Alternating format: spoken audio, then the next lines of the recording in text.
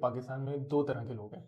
एक तो वो लोग हैं जो कि पाकिस्तान से बाहर जाके सेटल होना चाहते हैं और वहाँ पर अपना करियर वगैरह बनाना चाहते हैं, और दूसरी टाइप के वो लोग हैं जो कि पाकिस्तान से बाहर या तो जा नहीं पाते हैं या जाना नहीं चाहते हैं फॉर डिफरेंट रीजंस। और उन लोगों का फिर मैंने देखा है कि ख्वाब होता है कि जी पाकिस्तान के अंदर एटलीस्ट अपना घर जरूर बनाए और कोई एसेट बिल्डिंग करें। ये जो कॉन्सेप्ट है एसेट्स का, ये बड़ा पॉपुलर है उनके अंदर। अनफॉर्चुनेटली होता ही है कि वो बेचारे सेव तो करते जा रहे होते हैं, बट वो साथ साथ महंगाई का जो दूसरा कॉन्सेप्ट है वो उस एसेट की प्राइस को इतनी तेजी से बढ़ा रहा होता है कि वो एक रेस चलती ही रहती है जो कि कभी खत्म नहीं हो पाती। इसमें मैं पर्सनल एग्जांपल दे सकता हूँ कि जब मैं छोटा था, मैं जब से देखता आ रहा हूँ कि मेरे वालिदैन जो है वो एक घर बनाने के लिए सेव करते जा रहे हैं, और वो तब से लेकर आज तक सेव ही करते जा रहे हैं। अनफॉर्चुनेटली एसेट प्राइसेस बढ़ती जा रही हैं, प्रॉपर्टी प्राइसेस बढ़ती जा रही हैं, और वो कैचअप हो ही नहीं पा रहे। तो मैं ऐसे ही बैठा हुआ था, मैंने ज़मीन.com की वेबसाइट के ऊपर मैं गया। बड़ी पॉपुलर वेबसाइट है हमारे यहाँ, रियल एस्टेट से रिलेटेड एक गो टू मार्केट प्लेस बन चुकी है वहाँ पर। मैं वहाँ जाकर प्राइस ट्रेंड्स, उसकी इनकी इंडेक्स होती है बड़ी अच्छी, उसको मैंने जाकर ट्रैक किया। मैंने कहा देखूँ क्या है। तो वहाँ पे ऐसे कराची के अंदर एक एरिया है गुलशन इकबाल का। मैंने उसको जब जाकर देखा, वहाँ पे एक प्राइस ट्रेंड मैंने निकाल के देखा 2011 से लेकर 2024, तकरीबन 13 साल में मैंने देखा कि क्या ट्रेंड है उस एक एरिया में, गुलशन इकबाल में। तो वहाँ जो इंडेक्स है वो 100 का 450 हो चुका है।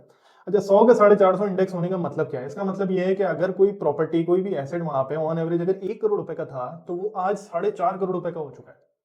तो अगर आपके पास उस टाइम पे 50 लाख रुपए थे, और आपने सोचा कि जी मैं 50 लाख रुपए और सेव कर लूं अगले 10 साल के अंदर या 13 साल के अंदर, तो अनफॉर्चुनेटली वो 50 से आप 1 करोड़ पे पहुंचते सेव करते करते, और वो प्रॉपर्टी प्राइस जो है वो 4.5 करोड़ रुपए पे जा चुकी है, और अनफॉर्चुनेटली वो एक हंट आपकी चलती ही रहती, वो खत्म ही नहीं होनी थी। तो यहाँ से मुझे समझ में आया, और एक कॉन्सेप्ट ओरिजिनेट होता है कि रियलाइजेशन हिट करती है हमें कि जी savings alone are not sufficient. इसका मतलब ये है कि जी खाली सेविंग्स से काम नहीं होगा। सेविंग्स उन चीज़ों के लिए ज़रूर चलती है कि जहाँ पे छोटे छोटे आपके फाइनेंशियल ऑब्जेक्टिव्स होते हैं, यानी कि आपने कोई फ़ोन लेना है, आपने कोई लैपटॉप लेना है, आपने इस तरह की कोई छोटी मोटी चीज़ करनी है, तो वहाँ पर तो सेविंग्स का कॉन्सेप्ट चलता है।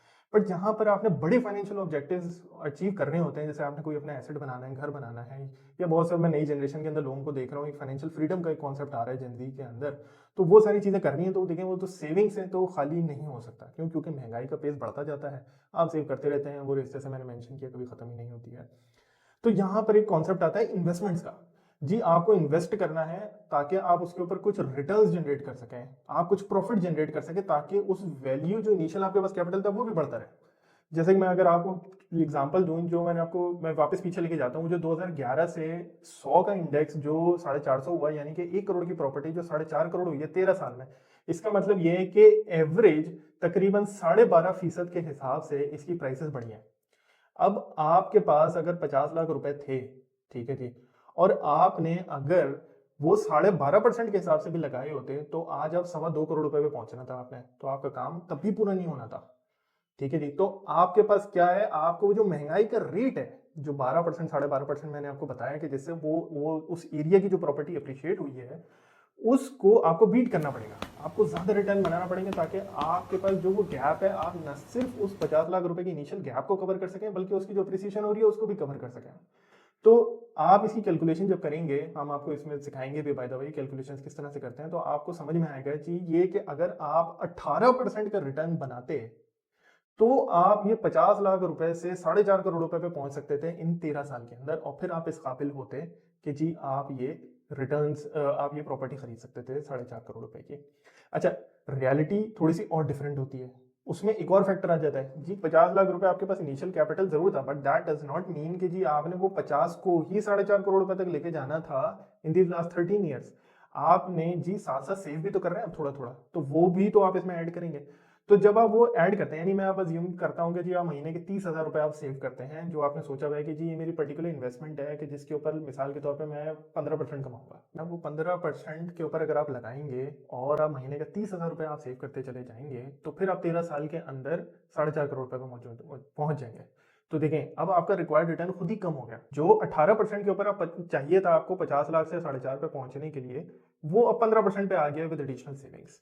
बट आपको एक कॉन्सेप्ट तो इससे भी समझ में आ गया होगा कि जी इन्वेस्टमेंट का रिटर्न बड़ा ज़रूरी है। उस इन्वेस्टमेंट के रिटर्न के बगैर ये शायद मुमकिन नहीं होना था कि हम इतने पैसे सेव कर सकते, जो इनिशियल स्टार्टिंग पॉइंट था 50 लाख रुपए का, कि हम वहां तक पहुंच पाते। ये एक ज़रूरत क्रिएट हो गई है आज की सोसाइटी के अंदर, क्योंकि एक महंगाई का कॉन्सेप्ट बड़ा एक रियलिस्टिक किस्म का कॉन्सेप्ट है हमारा, जो हमें रियल लाइफ में हर जगह हिट करता है। हम इसको आमतौर पर महंगाई को जो एसोसिएट करते हैं, वो एसोसिएट सिर्फ हमारे खर्चों से करते हैं। जी पेट्रोल महंगा हो गया, कि रोटी महंगी हो गई है, वो बिल्कुल है, but at the same time हमारे एसेट प्राइसेस भी महंगी होती जा रही हैं।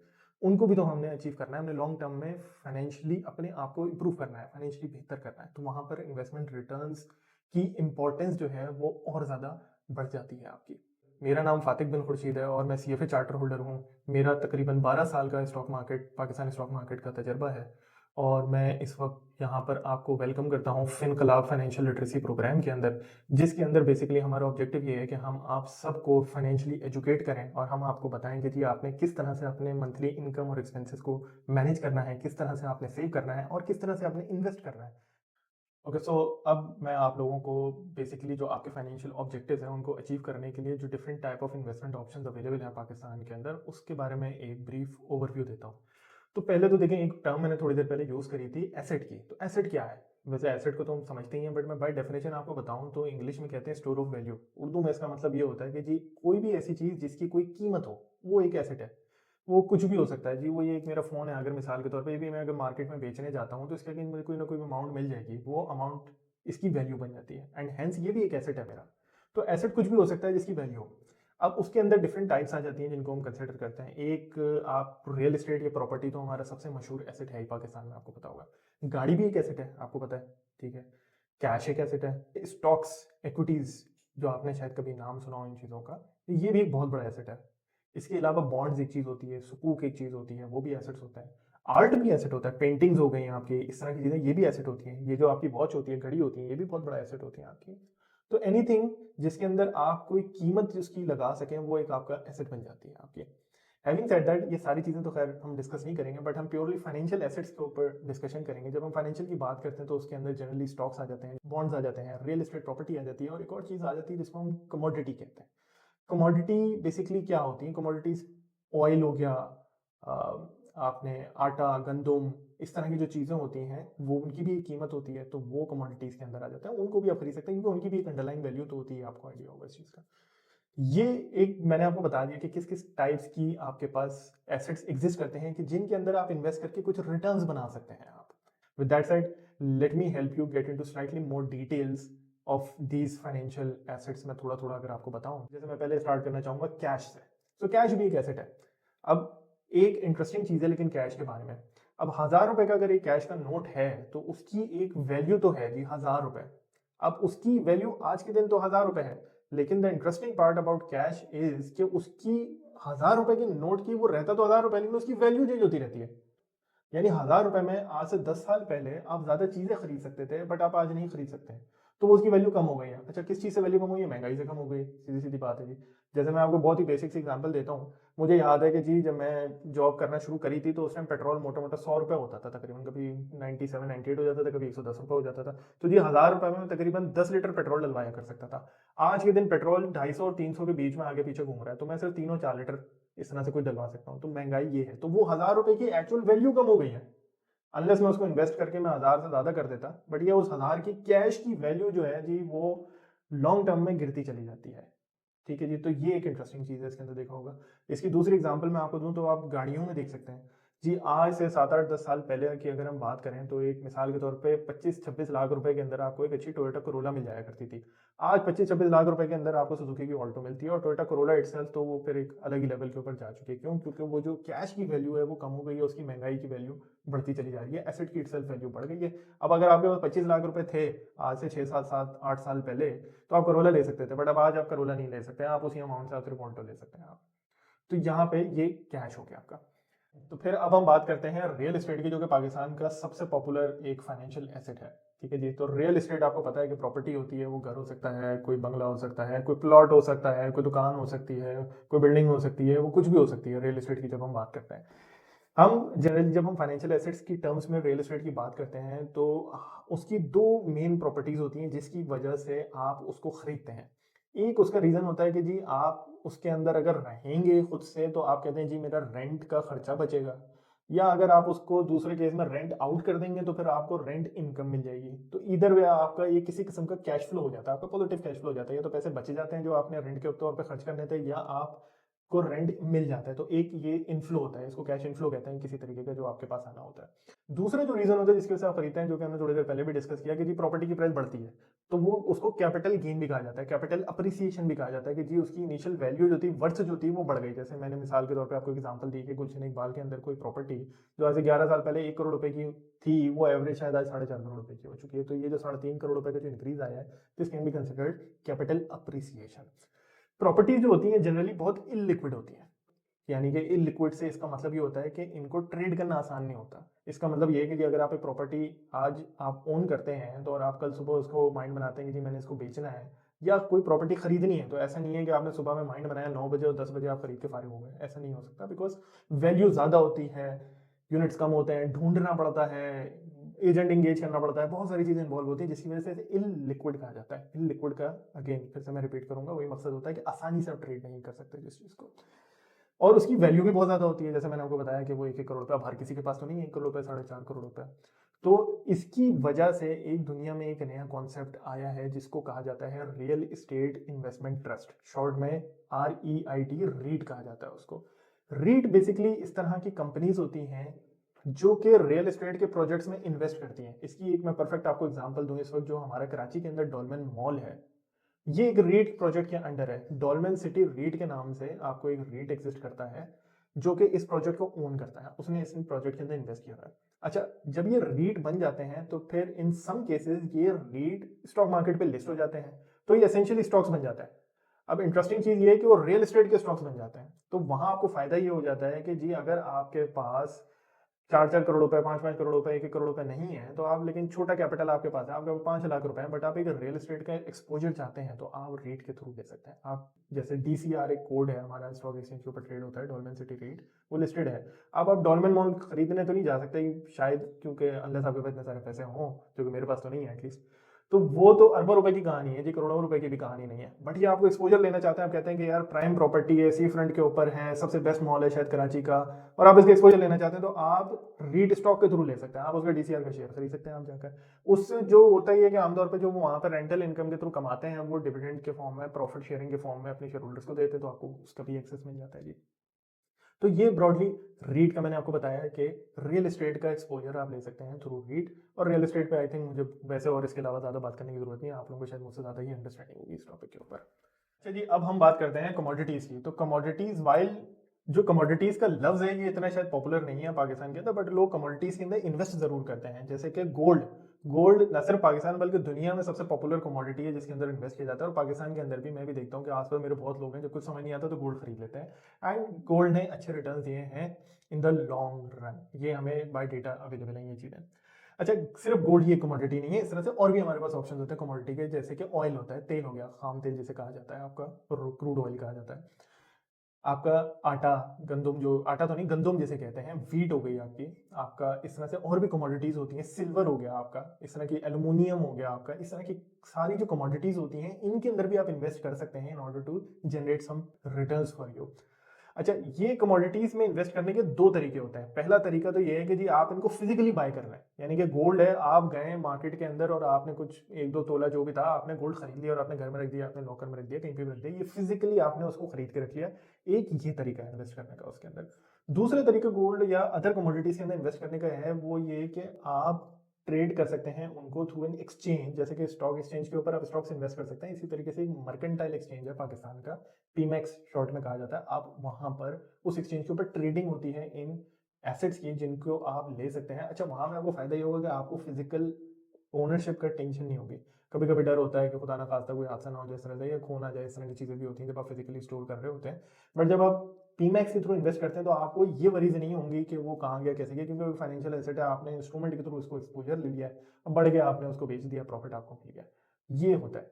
अच्छा, अनलाइक रियल एस्टेट जो मैंने थोड़ी देर पहले मेंशन किया था कि जो वहां पर आपके पास ऑप्शन होता है एक रेंटल इनकम का और एक कैपिटल अप्रिसिएशन का। जो कमोडिटीज होती है वहां पर कोई कैश फ्लो रिलेटेड इनकम ऐसा नहीं होती है, वहां पर सिर्फ एक कैपिटल अप्रिसिएशन का या लॉस का कॉन्सेप्ट होता है कि जी आपने मिसाल के तौर पे गोल्ड खरीदा था, आपने 2 लाख रुपए तोला के हिसाब से अगर आपने खरीदा था और वो 2.5 लाख रुपए हो गया, तो आपको 50,000 रुपए का गेन हो गया पर तोला, एंड वाइस वर्सा में अगर आपको लॉस हो जाता है। अच्छा, जब आप कमोडिटीज को ट्रेड करने जाते हैं पीमैक्स के ऊपर, तो वहाँ पर ये रूपी तोला का कॉन्सेप्ट नहीं होता। वहाँ पर जो इंटरनेशनल प्राइसेस होती हैं उसके मुताबिक कॉन्ट्रैक्ट्स उसके ओपन हुए होते हैं, जिनके थ्रू आप वहाँ पे एक्सपोजर ले सकते हैं। फॉर एग्जाम्पल, आप ऑयल खरीद लेते हैं $70 अ बैरल, और $80 अ बैरल के हिसाब से आपने बेच दिया, तो आपका प्रॉफिट हो जाता है उसके अंदर। So this is how commodities work. And इंशाल्लाह इसके फर्दर भी डिटेल्स हम जब वीडियो बनाएंगे तो इसके अंदर हम आपको और ज़्यादा एक्सप्लेनेशन प्रोवाइड करेंगे कि जी ये किस तरह से आप इनको एनालाइज कर सकते हैं और किस तरह से इनके अंदर इन्वेस्ट कर सकते हैं, क्या आपके पास अवेलेबल इंस्ट्रूमेंट्स हैं, क्या आपके पास अवेलेबल व्हीकल्स हैं जिनके थ्रू आप इन्वेस्ट कर सकते हैं। अच्छा जी, अब हम बात करेंगे बॉन्ड्स की, जो कि एक और क्लास ऑफ फाइनेंशियल एसेट है या फाइनेंशियल इंस्ट्रूमेंट भी इसको कह सकते हैं आप। अच्छा जी, बॉन्ड एक तरह का लोन होता है।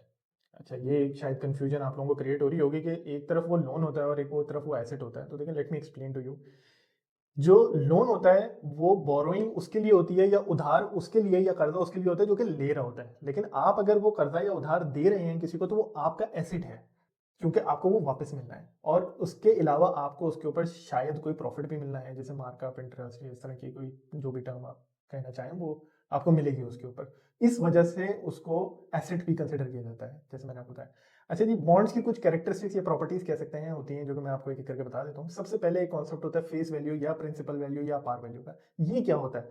ये बेसिकली ऐसे है कि जी आपने किसी को अगर लोन देना है ₹1000 का, तो वो ₹1000 आपकी प्रिंसिपल या फेस वैल्यू हो जाती है, जो कि उस लोन के पीरियड के एंड के ऊपर आपको पूरी वापस मिल जाएगी। ये होती है फेस वैल्यू या पार वैल्यू या प्रिंसिपल वैल्यू भी आप इसको कह सकते हैं।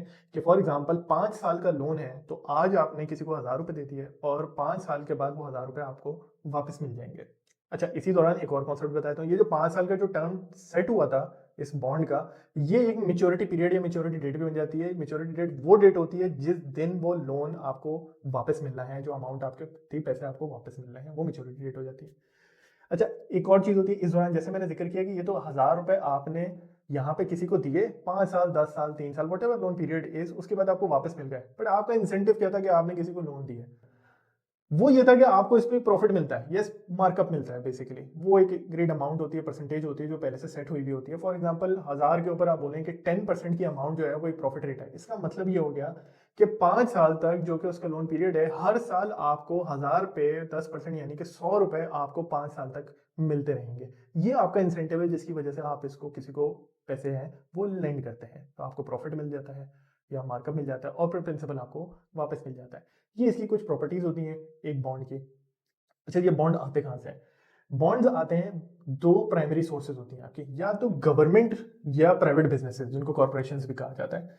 गवर्नमेंट क्यों पैसे रेज करती है? गवर्नमेंट को पैसे चाहिए होते हैं, गवर्नमेंट एक्सपेंसेस बियर करने होते हैं गवर्नमेंट को, तो गवर्नमेंट को कैपिटल चाहिए होता है। गवर्नमेंट एक तरीका ये होता है कि बैंक्स के पास चली जाए और वहां से पैसे रेज करे, दूसरा ये है कि वो आम लोगों से पैसे रेज कर लेती है।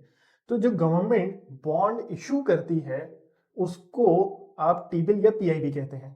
ठीक है ना, होते वो बॉन्ड्स ही हैं, लेकिन उनका नाम टी बिल या पीआईबी। आमतौर पे जो 12 महीने या उससे छोटे टेन्योर यानी लेंथ के जो आपके इंस्ट्रूमेंट्स होते हैं फाइनेंशियल, उनको आप टी बिल कहते हैं। और जो 12 महीने से ऊपर के होते हैं, ज्यादा के होते हैं, 3 साल, 5 साल, 7 साल, 10 साल एंड सो ऑन, वो पीआईबीज, पाकिस्तान इन्वेस्टमेंट बॉन्ड्स कहलाते हैं आपके। तो ये हो जाते हैं गवर्नमेंट के बॉन्ड्स आपके। ठीक है ना। गवर्नमेंट के बाद आपकी दूसरी कैटेगरी आती है प्राइवेट बिजनेसेस की, जिनको कॉर्पोरेशन भी कहा जाता है। अच्छा, गवर्नमेंट जैसे हमने बताया कि एक्सपेंसेस अपने मीट करने के लिए बॉन्ड्स इशू कर रही होती है या पैसे रेस कर रही होती है। जो प्राइवेट बिजनेसेस होते हैं उनकी भी कोई नीड्स होती है, कैपिटल की नीड्स होती हैं। वो शायद कोई एक्सपेंशन कर रहे होंगे, कोई नई फैक्ट्री लगा रहे होंगे, कोई नए प्रोडक्ट लॉन्च कर रहे होंगे, किसी वजह से उनको पैसों की जरूरत पड़ सकती है। तो वो ये बॉन्ड्स इशू कर सकते हैं, जिसमें आप और हम जैसे लोग या कोई भी जाएगा, वो उनको पैसे दे सकता है और उसके बदले वो आपको मुझे बॉन्ड्स इशू कर देंगे। एक सर्टेन पीरियड होगा जब तक वो हमें प्रॉफिट देते रहेंगे, और उसके बाद वो हमें वापस कर देंगे। अच्छा, इसमें एक और कॉन्सेप्ट यहाँ पे आता है जी, जो गवर्नमेंट होती है, क्योंकि गवर्नमेंट की प्रोबेबिलिटी या चांसेस ऑफ डिफॉल्ट, डिफॉल्ट का मतलब ये होता है कि वो वक्त के ऊपर आपके पैसे वापस ना करें, इस चीज के जो चांसेस होते हैं गवर्नमेंट के बहुत कम होते हैं, ना होने के बराबर होते हैं। विच इज वाई आप उनको रिस्क फ्री बॉन्ड्स भी कहते हैं कभी कभी। जो प्राइवेट या कॉर्पोरेशन के बॉन्ड्स होते हैं, उनमें जो चांसेस ऑफ डिफॉल्ट होता है वो रिलेटिव टू गवर्नमेंट थोड़ा ज्यादा होता है, depending upon the nature of business and company. वो ज्यादा अच्छा खासा ज्यादा और कम भी हो सकता है, बट गवर्नमेंट के मुकाबले में ज्यादा ही होता है कॉर्पोरेशन का। विच इज वाई वो रिस्की बॉन्ड्स कहलाते हैं। तो जो प्रॉफिट गवर्नमेंट का होता है, जो प्रॉफिट रेट होता है आमतौर पर वो कम होता है बनिस्बत प्राइवेट बिजनेसेस के। ये एक बहुत बड़ा डिफरेंशिएटिंग फैक्टर होता है फाइनेंशियल इंस्ट्रूमेंट्स में बॉन्ड्स का, कि जो लेवल ऑफ रिस्क होता है वो डिफाइन कर रहा होता है कि जी प्रॉफिट रेट क्या होगा।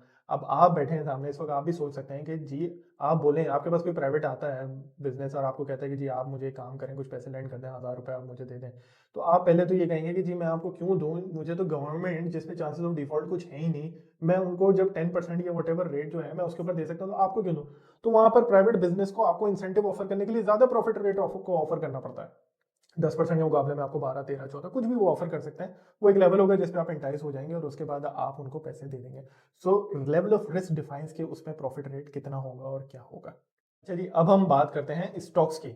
जो हमारे फाइनेंशियल, जो मैंने आपसे शुरू में मेंशन करा था, फाइनेंशियल लिटरेसी हमारा जो प्रोग्राम है उसका सबसे बड़ा फ़ोकस हमारा जो है वो स्टॉक्स के ऊपर रहेगा। उसकी वजह ये है कि मैंने अपने तजुर्बे में भी, जो मैं थोड़ा-सा आपको बताया था है मेरा स्टॉक मार्केट का, इसको बैक्ड बाय डेटा और ओवर टाइम हमने इस चीज़ को स्टडी भी किया है, देखा भी है कि जो स्टॉक्स होते हैं they tend to outperform all other asset classes in the long run. ये शॉर्ट टर्म में तो चीज़ें प्लस माइनस ज़िगज़ैग होती रहती हैं, बट लॉन्ग रन में जब आप देखेंगे तो जो स्टॉक मार्केट है it tends to outperform बाकी सारी एसेट क्लासेस से ज़्यादा रिटर्न्स ऑफर करती है। और हमें ये लगता है कि आपके फाइनेंशियल जो पोर्टफोलियो होगा आपका, उसमें स्टॉक्स को एक अच्छा शेयर होना चाहिए, क्योंकि वो ज़्यादा रिटर्न्स ऑफर करते हैं। डिफरेंट उनकी कैरेक्टरिस्टिक्स होती हैं, ग्रोथ पोटेंशियल उनके अंदर अच्छा खासा होता है। अब जैसे गोल्ड है, गोल्ड में सिवाय प्राइस सिर्फ बढ़ने के कोई ग्रोथ पोटेंशियल ऐसे नहीं होता, बट जब आप स्टॉक लेते हैं तो उसमें कंपनी की अंडरलाइन जो ग्रोथ होती है उसकी ग्रोथ का आपको एक रिटर्न भी ऑफर हो रहा होता है। तो इस वजह से हम समझते हैं कि आपको स्टॉक्स को एक अहमियत एक ज़्यादा अच्छी मिलनी चाहिए। अच्छा जी, अब सवाल होता है कि स्टॉक क्या है। अच्छा, मैं अपने नेटवर्क में बहुत से लोगों से अजीब-अजीब सी बातें सुनता आया हूँ। किसी ने कहा कि जी स्टॉक तो जुआ होता है, किसी ने कुछ कहा, किसी ने कुछ कहा। बट देखें, स्टॉक कोई ऐसी चीज़ नहीं होती है कि जुआ वगैरह, ऐसा कुछ भी नहीं है। Stock is simply your ownership in a business. ये एज़ सिंपल एज़ दैट है। आप अपना कोई बिज़नेस कल को शुरू करते हैं या किसी के साथ पार्टनरशिप करते हैं, 2 लोग मिलकर बिज़नेस शुरू करते हैं 50-50% ओनरशिप के साथ, तो आप उस कंपनी के ओनर हैं स्टॉक के, एज़ सिंपल एज़ दैट। बस फ़र्क ये होता है कि वहाँ पे जब आपका छोटा आप खुद बिज़नेस करते हैं, वो रिलेटिवली छोटा होता है, तो आपकी ओनरशिप 100% होती है, 50% या व्हाटएवर होती है आपकी। लेकिन जब आप कोई बड़ी-बड़ी कंपनीज़ के स्टॉक लेने जाते हैं, तो आपका शेयर ऑफ ओनरशिप परसेंटेज में बहुत कम हो जाता है। यानी कि आप एक बड़ी ऑर्गेनाइज़ेशन के अंदर छोटे से शेयर होल्डर हैं। जो स्टॉक होता है, it gives you the right to ownership in that company. आप उसके मालिक बन जाते हैं। ठीक है जी। अच्छा जी, अब सवाल पैदा होता है कि जी आप स्टॉक क्यों खरीदेंगे? आप स्टॉक इस वजह से खरीदते हैं क्योंकि आपको उस जिस कंपनी के शेयर आप लेना चाह रहे हैं या जिस कंपनी में आप इंटरेस्टेड हैं, आप उसके ग्रोथ पोटेंशियल में इन्वेस्ट करना चाह रहे हैं। आप उसके प्रॉफिट्स में शेयर लेना चाहते हैं।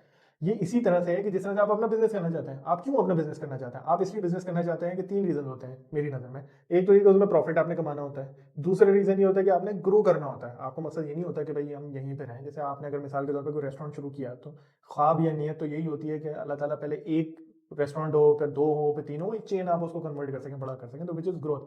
तीसरा ये कि जब वो बड़ी हो जाए तो आप उसमें डिविडेंड भी निकालें और उससे आप बेसिकली खुद भी जो फाइनेंशियल एसेट्स हैं अपने पर्सनल लेवल पे घर लेना है, जो भी करना है, आप उसको बिल्ड कर सकें।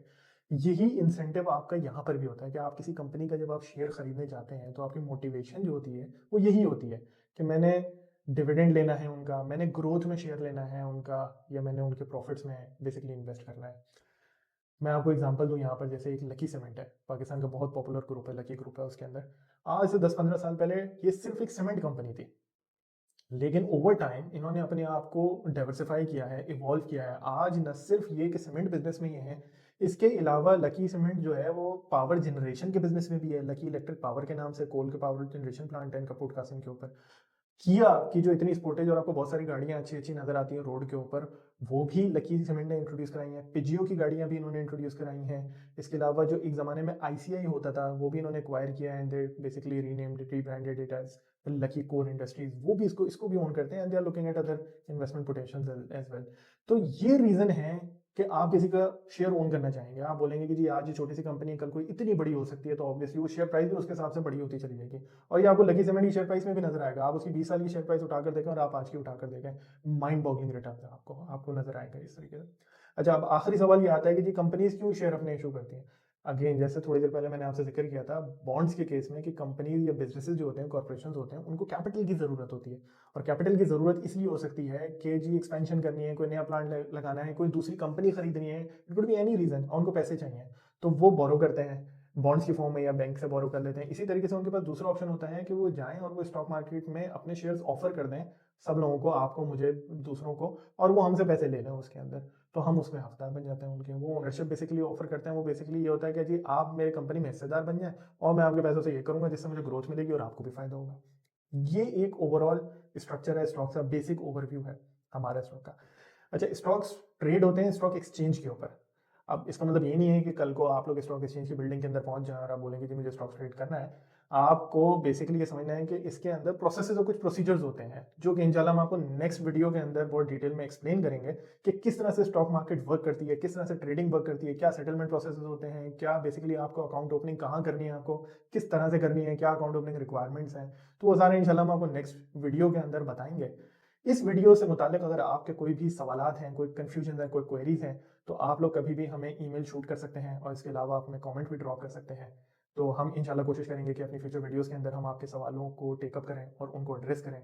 और हमारा जैसे मकसद फाइनेंशियल लिटरेसी ही है, तो उसमें हम आपको बेसिकली एजुकेट करना चाहते हैं। This is what we want to achieve with the entire program. और इसके साथ आप हमारा यूट्यूब चैनल सब्सक्राइब करना ना भूलिएगा। आप नीचे लाइक का बटन भी दबाइए और कमेंट भी करिए। कोई अगर आपका कोई भी किसी तरह का भी कमेंट है हम वेलकम करते हैं। And until next time, thank you very much. खुदा हाफिज। सो स्टार्टिंग हुक से स्टार्ट करना इतना मुश्किल हो रहा है। ब्रेक सही है। हेलो, शुरू कहाँ से करना? गलती हो गई थी।